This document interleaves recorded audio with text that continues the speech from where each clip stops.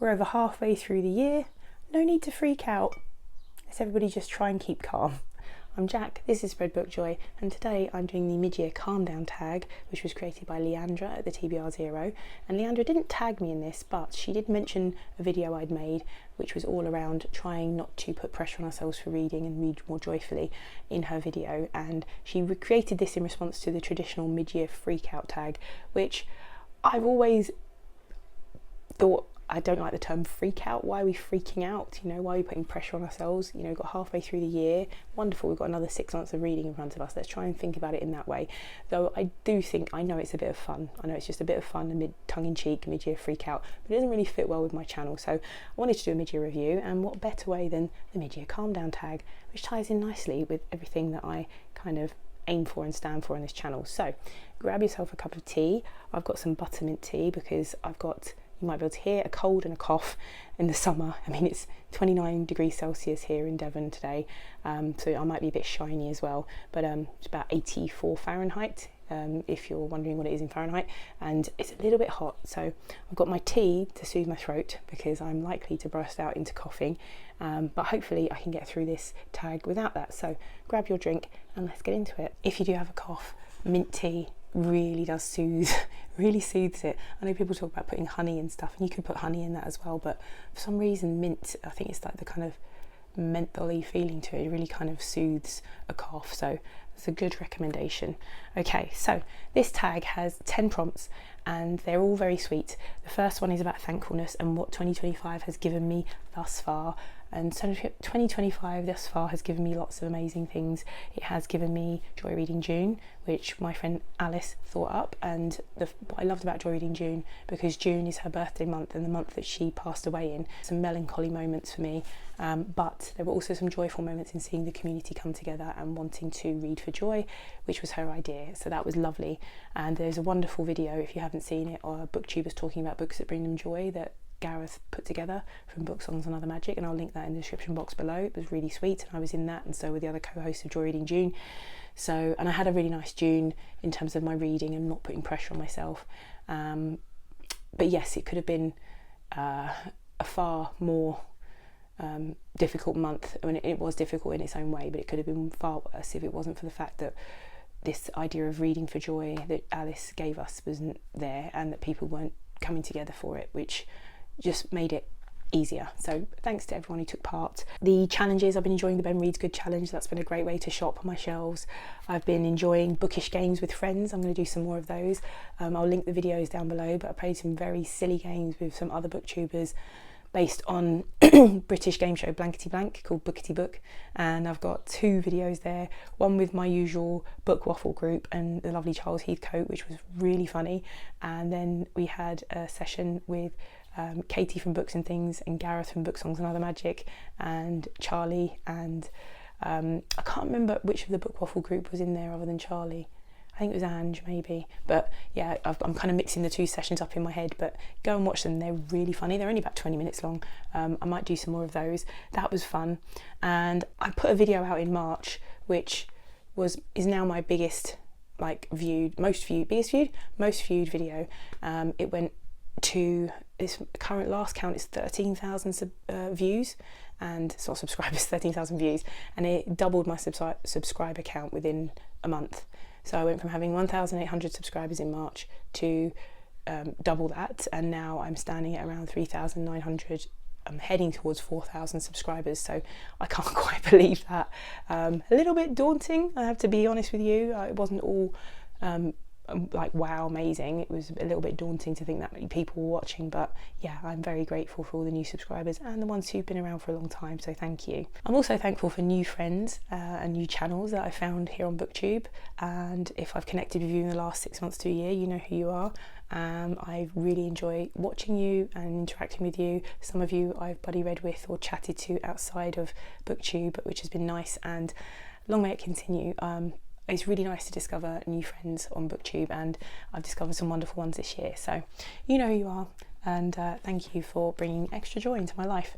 So there are some book prompts to talk about books that I've put into categories this year. There are 5 prompts for that, and then there's some reflective book prompts which I will talk about, or reading reflective prompts, channel reading, whatever, reflections on reading. So the first one is a bookish prompt, and it is Relaxation. What is the most relaxing book this year? I've got a few. I won't talk about them at length because I'm going to talk about a lot of books in this video, but just to briefly mention, I absolutely loved one afternoon listening to the audiobook of The Lost Words by Robert Macfarlane, which is illustrated by Jackie Morris. I sat with this on my lap, and the illustrations in this book are just stunning, by the way. If I can get it, these are books of poems based on nature. And look at this, look, so beautiful. And they were put together because Robert Macfarlane, apparently he read an article that said that the words for the natural world are disappearing from children's vocabulary. I can't even say the words. And they put together these acrostic poems, and Jackie Morris, amazing artist, painted some pictures for them, and it's beautiful. And the audiobook is wonderful because it is about 45 minutes long, and different actors read the poems, and it has the sound effects. So if it's a poem about a particular bird, you'll hear that bird and that kind of thing. So that was really relaxing. And the other relaxing thing that I loved was All Creatures Great and Small. I loved that book. I read All Creatures Great and Small last month, and I listened to the audiobook read by Christopher Timothy, who played James Herriot. So All Creatures Great and Small is a combination of two of James Herriot's memoirs of his time as a vet in Yorkshire in the 1930s. Very famous in the UK. I don't know about elsewhere, but there was a TV show, and you can watch the TV show on the iPlayer on BBC. There are two TV shows. There's a modern one which I haven't seen, but the old adaptation I loved, and I grew up watching that and loving it. It kind of reignited my love for that TV show again. Just so peaceful and so calming and wonderful. So yeah, highly recommend that. The other ones that really, other books that I found really relaxing, just a brief honourable mention to The Moomins in the Great Flood, which I read part of Joy Reading June. I just saw it on the shelf one day and I needed something to read, and I read it in an afternoon, and it was just delightful. I've not read any Tove Jansson before, but it's more Tove Jansson to come. But yeah, really loved reading this. Delightful. Another book I loved was Leonard and Hungry Paul. That was a very quiet book. I'm going to talk about that in another video, but briefly, it's about two friends. It's an Irish novel, a very quiet novel, very sweet, about two friends who both are adult men who live at home with their parents. And at the start of the book, Leonard's mother has died, and he just lived with his mother, and she's died. And Hungry Paul, his friend, who we never find out why he's called Hungry Paul. I'm going to say that now because that frustrated me a little bit, but he lives with his parents, and they get together and play board games a few nights a week. And it was about their friendship and about their lives, and how their lives, other people's lives around them shift and change over time, and other people's views of them in their families and stuff like that. Anyway, it was really a lovely book, quiet book. The next prompt is Hydration, a book that I needed, and I've got two for this. One is Wintering by Catherine May, which is a kind of, I suppose it's a memoir. She talks about how we have these phases in our lives of darkness, where it may be depression, it may be grief, whatever it may be. We have hard times in our lives, everyone has them, and we need to accept that in our lives we have summers and we have winters, and what to do during times when you are wintering to protect yourself, to look after yourself, to come through that time. Had to stop the camera there for a coughing fit, but I'll continue. The other book that was in the hydration category for me was Bookish by Lucy Mangan, which is the follow-up to Bookworm, which is a memoir of childhood reading. I'm going to read that book again because I do want to do a more in-depth video on it, discussing it. I just thought it was wonderful, and if you are a reader, it will speak to you in the most profound of ways. She is a reader in the way that Booktube people are readers. She's obsessed with reading and books, and a lifelong obsession. So yeah, I felt very seen reading it, and I just loved it. So yes, that is another book that I needed, a book that I felt that I needed. The next category is Nourishment, and that is a book that energized me. So I'm going to talk about a couple of series that have energized me a lot, and really I've just wanted to read and gobble up. And they are two graphic novel series. One is The Walking Dead. Don't need to introduce The Walking Dead, hugely popular, famous TV show now. Very different from the books in lots of ways. I've been watching the TV show in tandem with reading the books. I don't advise doing that because there are storylines which are similar but different, and characters that are similar but different, or characters that appear in one thing and don't appear in the other. So it gets very confusing. So don't do what I've done. But yes, really love The Walking Dead. Great series. Yeah, fantastic.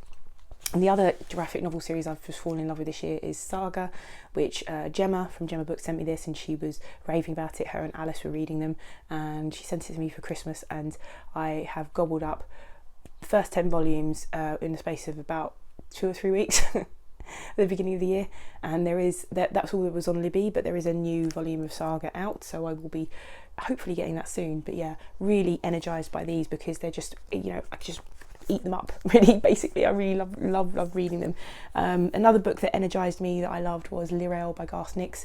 That was just a wonderful book. There's Lirel and Aborson, which basically there could have been one book. I think they were split into 2 books because it would have been too long, and it was a teen, like early YA novel, more like a teen fantasy, not like YA today where you think about YA category as it is now. Yeah, I really enjoyed and feel energized by all of those things. And in terms of the next category, familiarity, an author I've returned to. I return to so many authors. I return to favourite authors all the time, but just a few that I want to talk about. And it might not be an author, but a book that I've returned to as well. So Richard Osman's Thursday Murder Club series. I returned to Richard Osman, finished off the books that are currently out. This is the last one that was out, The Last Devil to Die, in anticipation of his new release, which is out in September, I believe, and the TV show, which I cannot wait for. I returned to, not an author I returned to, but a book I returned to, Shuggie Bain. I loved it even more the second time round that I read it. Heartbreaking, but an amazing book, brilliant writing, absolutely brilliant. And because it's the second time I've read it, I could really appreciate the writing. Douglas Stewart, amazing. I really must read Young Mungo, and I think there's a new Douglas Stewart in the pipeline. So yeah, if you've not read Shuggie Bain, it is the story of young Shug, Hugh Bain, and his life growing up in the 80s in Glasgow. And he's not like other boys, and he feels he's different, and everyone else feels he's different, and he gets picked on for that. But he's also dealing with lots of problems at home. He has an alcoholic mother and an abusive father, and yeah, it's heartbreaking, and it sounds really grim, and it is grim, but it is just a beautifully written book. And also there are really sort of stand up and cheer moments, I think, in this book. There are a couple that pop into my mind anyway. So yeah, I love this book on a reread. An author that I returned to, love Emily Bronte's Wuthering Heights, my first Victorian novel that I fell in love with. Not the first one I read, but the first one I really fell in love with when I was 17, and I've reread it several times since, and the last time I reread it was about 10 years ago, so I reread it this year and I whizzed through it in about a day or two. I loved it so much again. So yeah, Emily Bronte. Returned to Kill a Mockingbird by Harper Lee. Again, another amazing book for me this year. I loved my reread of this. I've read this now 4 or 5 times in my life, and it stands up to every read. It's wonderful. And I return to Terry Pratchett regularly, of course. I listen to a lot of the Discworld novels as an ongoing thing that I do for a comfort listen, middle of the night comfort listen. I don't really put them in my books. I don't really record that reading really in my annual sort of book tallying because I just do it constantly. But this was a new Terry Pratchett to me, A Stroke of the Pen, The Lost Stories, which were found after he died. Some fans unearthed stories he'd written under a pen name when he was a young journalist, and he'd written stories for children under a pen name, and they found loads of them and they published them. So we had a new Terry Pratchett book, which was amazing. So those were returning to familiar authors for me. And the book that I returned to, which was a familiar book for me, that is probably my book of the year, is A Tree Grows in Brooklyn by Betty Smith.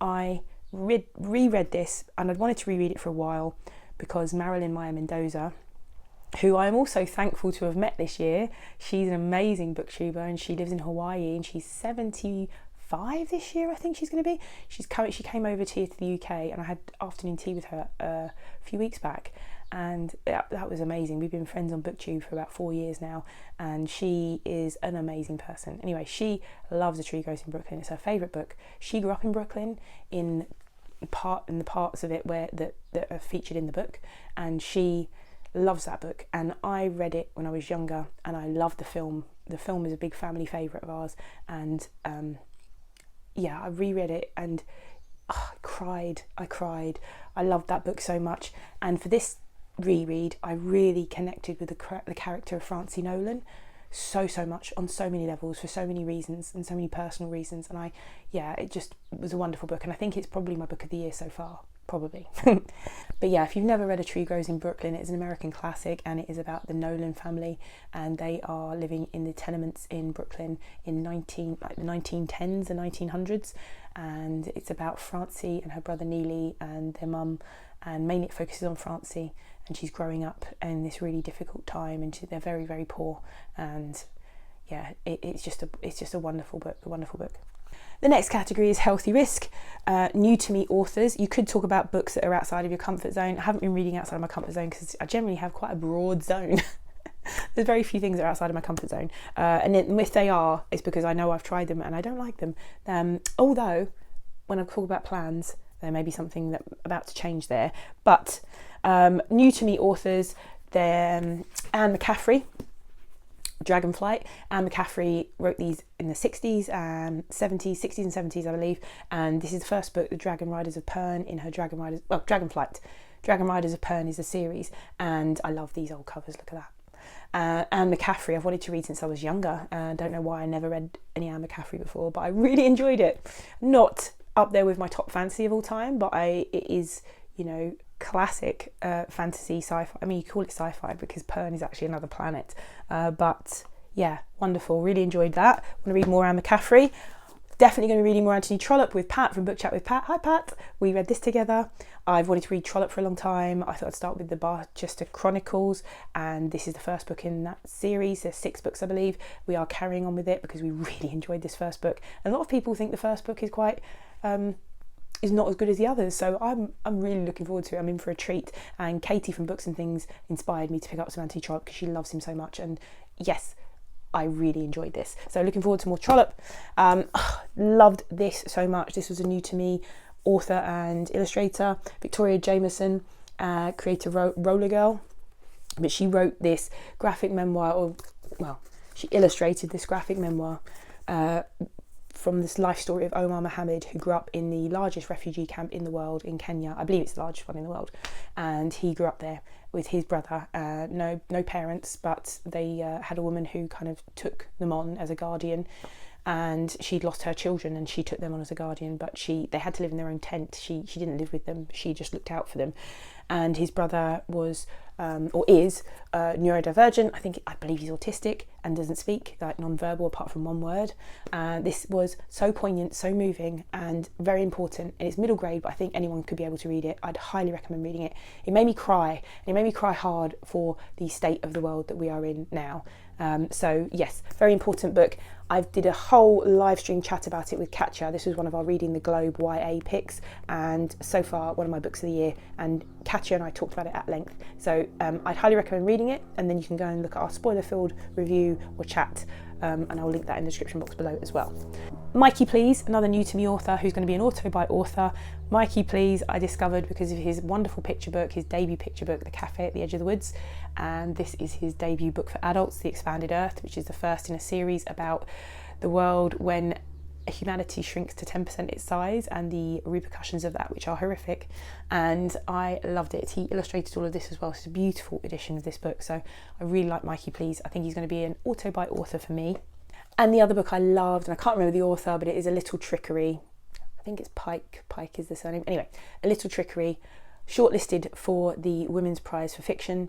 Not shortlisted, longlisted. It wasn't shortlisted. I don't know why, because it was brilliant, and I read this on holiday and it's wonderful. It's set in Elizabethan or Tudor times, and we follow Tib Ingleby, who is homeless, and it is illegal to be homeless in Elizabethan Britain, and her mother, we meet them at the start of the book and follow their lives. And I don't want to go into any spoilers for it really, but she is a character who will stay with me and I loved and was rooting for. So yes, really loved it. The audiobook is amazing as well.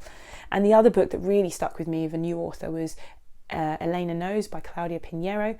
And Pinheiro is one of Argentina's most famous writers, and Elena Knows is a very, very short book about a day in the life of a woman, Elena, who is looking for the person that she knows, or looking for the killer of her daughter, because everyone else thinks her daughter, they don't think her daughter's been murdered, but she knows her daughter has been murdered.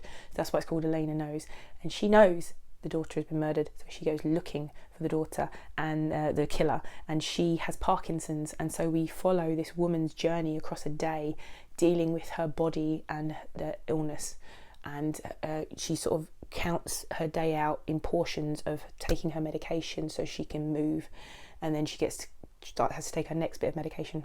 Amazing book, so impactful for so many reasons, and read that with an amazing group of people as well, who were reading all of her Piniero's works. I did read another Piniero with them, which I didn't really care for, but they all assured me that that was probably one of their least favourite Pinieros, and they've read all of them now. So yeah, great. They're all new to me authors, and authors I will be looking out for or continuing to read.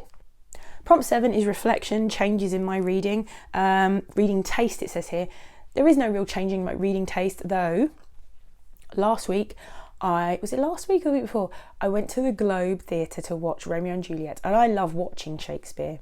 I tried reading Shakespeare plays as an adult, and I never really like it as much as I do watching Shakespeare being performed. If you are from the UK, you grow up, you will have read at least one Shakespeare play, but I bet the majority of people who go to school in England have read several Shakespeare plays by the time they finished school. I can think of 4, possibly more, across my secondary and like A levels basically. So I loved studying Shakespeare, and I like watching Shakespeare. I don't so much care for reading Shakespeare in my spare time, so I've never really taken part in Shaketember. But I went to see Romeo and Juliet at the Globe, which was wonderful. I've never been to the Globe before. Do it. If you come to London, go to the Globe. Just be prepared, it's not that comfortable. And don't go on a very hot day, is my advice. But I went to see that, and it's just made me think maybe I am missing a trick by not reading Shakespeare and stopping and thinking about the lines and thinking about it all at a deeper level. And I always enjoy the Shaketember content, because one of my favourite channels is A Day of Small Things, Nicole, and she is the biggest Shakespeare fan. And Kelly from Books I'm Not Reading, she loves Shakespeare, she runs Shaketember, and Nicole, I think, is one of the co-hosts now. And Nicole's books on videos on Shakespeare are so inspiring. She always makes me want to go out and pick up a Shakespeare play, but I haven't done it yet. And then I was watching Romeo and Juliet, and it was a great performance. They sort of dressed up as the set was done like the Wild West. It was very good. Some amazing performances, and so funny and so tragic, of course. And I love Romeo and Juliet. It's the first play I ever read at school, and I just kept thinking, maybe I am missing a trick. So I am going to try and read some Shakespeare in September for Shaketember. So that is a change that I'm hoping to make in my reading tastes. Number 8, Detox. A book or a habit I am leaving behind. I'm just trying to stop worrying about not reading every day.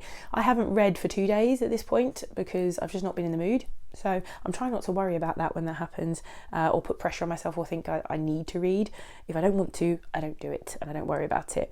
I'm also trying to stop over planning and letting the FOMO get to me. So that is why I've had a really nice year, because I've had far fewer events and commitments to worry about, because I've been purposefully extricating myself from all of the things that I was doing, and I'm trying not to let the FOMO get to me, the fear of missing out get to me, which is ironic because I run a book club called the FOMO Book Club. But and I'm also trying not to worry about Booktube, trying not to worry about not putting videos up when I don't feel like it, and not watching videos or not commenting. I watch videos and sometimes don't comment because I just don't have the time to, because I will put a video on while I'm doing something else and I don't have the time to comment. But I'm trying to be okay with that, because I will talk about the content of those videos maybe in one of my videos and promote them, or whatever it may be, or I'll try and just leave an emoji, and it doesn't mean I haven't got things to say, it just means that I haven't got time. So yeah, I'm trying to be okay with all of that, and so we should be, because this should all be just fun, right? Positivity, anticipated books or events. Books I'm anticipating, all the books I'm reading for Reading the Globe YA. If you want to join us, we just finished Kiki's Delivery Service, though I haven't read it yet, but we're not doing the live show until August, so that's why I have not read it yet. I like to read closer to the live show. We're going to be reading Cornelia Funke's Reckless, which is the first in a series, which is not Inkheart. Cornelia Funke is a very famous German children's author, and Inkheart is her most well-known book translated in English. Reckless is a different series, which seems amazing, kind of a children's fantasy series. And we're going to be reading Prince of Mist by Carlos Ruiz Zafón, he of Shadow of the Wind fame. This was his actual debut book, and it was for teenagers or young adults, and it seems like a very creepy, ghostly mystery, The Prince of Mist. And then in December, we're going to be finishing up with Moomin Papa at Sea by Tove Jansson, which I think will be nice and quiet and reflective. And those are the Reading the Globe books that I'm looking forward to. For the FOMO book club, we're going to be reading A Fine Balance by Hinton Mystery in July and August. I'm really looking forward to that. I think it might even end up being a book of the year, because it's just so many people that I respect love that book. So yeah, A Fine Balance by Hinton Mystery and A Clockwork Orange by Anthony Burgess. We're reading A Clockwork Orange because it was Alice's favourite book. So yes, that is why we're reading it. I read it when I was younger and I loved it. I don't know how I'm going to feel about it now, but I wanted to read it. We wanted to pick out some books that Alice loved, and the other book that we picked out for that was Cloud Cuckoo Land, which we read last year and was my book of the year. So yeah, looking forward to those things. Also looking forward to all the events, Shaketember, as I talked about, Victober, Garb August, all of those bookish events that that come up. I'm really looking forward to participating in them in my own way. And if I can't participate in them in the month they happen, then I'll participate in them whenever. I'll just still take inspiration from them. So that's what I'm looking forward to. Looking ahead in terms of personal plans, well, I want to continue with my great record of reading this year so far. My aim this year was to increase the quality of what I read so that I wasn't reading many average books. And I think I'm succeeding. So I had a look at what I've read thus far this year, and I have recorded 60 read books. That doesn't include lots of rereading that I've done where I've not sat and read the book all the way through but read parts of it. I don't include that. But if I've reread it from cover to cover, I'll include it. 60 books, that includes, lots of graphic novels. So in terms of numbers of books, I don't really care about that as a statistic because that's not of interest to me. But I need it to work out how many of those percentage wise I enjoyed. And thinking about, I don't really do star ratings. I do put star ratings on my story graph for me. I don't do ratings for Booktube. I don't think it's nuanced enough for me to tell you this was a 4 or whatever. But I am going to talk about 5-star reads, as in perfect books for me. Hit everything, loved will go back to. So I'll talk about those as 5-star reads. Then underneath that, we've got books that I thought were great and I really loved, but they're not quite perfect. And then we've got good books that I had a good time with. They're not great books, they're not perfect books, but I thoroughly enjoyed my time with them. And then we've got everything underneath that. So of the 60, percentage-wise, 75% of my books have been great or better. And 25% of them have been 5-star. I call that a pretty good return. That is a really good return. So much better than previous years. So I want to carry on with that as a personal goal, to keep that in mind, that I want fewer average or not enjoyable books. I had 2 books that were below average for me. And I finished them because one was Eragon for the FOMO book club, and the other was A Crack in the Wall by Claudia Pinheiro, because we were reading that together with a group and it was quite short, so I finished it. But yes, other than that, if I'm really not enjoying a book, I'm just getting rid of it, I'm DNFing it. And it's working out nicely because look at my stats. That's good stats. I'm also trying to aim to get at least 1 video out per week. I've been really bad at putting out my videos, and even though I don't want to put pressure on myself to not do it, I still do want to put out regular videos because I love doing it, and I just need to avoid some perfectionism issues that I tend to have. So yeah, I do have that. I suffer with the perfectionism issues. Like I haven't got the right thing to say. I haven't written enough notes. I haven't, I don't sound right. I've got a cough, whatever. All of those things need to just be put to one side. So that's my year, a very successful one. I'm celebrating, and as such, if you would like to let me know in the comments how your reading year is going, I'd love to hear from you. If you don't know what to say, please do leave me an emoji or something to let me know you've been here. You can leave me a celebration emoji because I'm celebrating.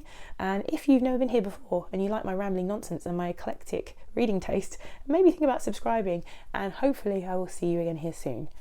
Bye!